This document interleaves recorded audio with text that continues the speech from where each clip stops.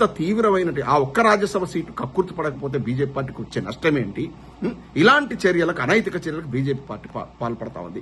అంటే అన్ని రాష్ట్రాల లోపల ప్రధానంగా అత్యంత క్రియాశీలక ఉన్న రాజకీయ పార్టీలను బొందబెట్టడం, కాంగ్రెస్ ఇందుకు పరోక్షంగా సహకరించడం, దానివల్ల ఇవాళ కాంగ్రెస్ పార్టీకే ఇలా గడ్డు పరిస్థితి తీసుకొచ్చినటువంటి పరిస్థితి చూస్తున్నాం. ఇలా మీనాక్షి నటరాజన్ యొక్క రాజ్యసభ నామినేషన్ తిరస్కరించడం ఏందో ఇది ఖచ్చితంగా కూడా ఖండించదగ్గదే. కావని ఇక్కడ కాంగ్రెస్ చేస్తున్నది ఏంది? మరి తెలంగాణ లోపల పార్టీ మారిన బీఆర్ఎస్ ఎమ్మెల్యేలను పార్టీ మారలేదని జడ్జిమెంట్లు ఇచ్చినప్పుడు ప్రజాస్వామ్యం గుర్తు రాలేదా కాంగ్రెస్ వాళ్ళకు? అందుకే చెప్పేది, పొట్టోని పొడుగోడు కొడితే పొడుగోని పోచమ్మ కొడుతుంది. బీఆర్ఎస్ పార్టీని దెబ్బతీయాలని కాంగ్రెస్ చూస్తే కాంగ్రెస్ ఇలా బీజేపీ దెబ్బతీసింది.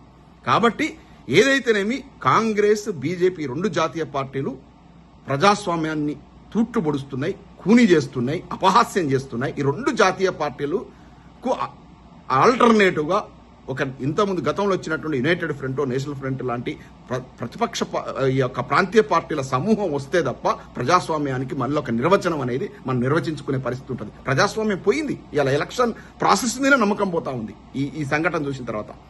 కాబట్టి ప్రజలందరూ కూడా ఇది గమనించండి. ఏం జరుగుతుందో గమనిస్తాలే. మనము గమనించకపోతే ఇట్లాంటి ఇంకా జరుగుతూనే ఉంటాయి. రాబోయే రోజుల లోపల తెలంగాణ లోపల ఈ రెండు జాతీయ పార్టీలు బోధపెట్టాలి. బీజేపీ, కాంగ్రెస్ పార్టీలను. మన తెలంగాణ రక్షకుడు కేసీఆర్ గారే. తెలంగాణను అభివృద్ధి చేయాలన్న కేసీఆర్ గారే. ఎందుకంటే తెలంగాణను చావునోట్లో తలబెట్టి కొట్టాడి తీసుకొచ్చినటువంటి మహానుభావుడు మన జాతిపిత కేసీఆర్ గారితోనే తెలంగాణ అభివృద్ధి సాధ్యం. జై తెలంగాణ.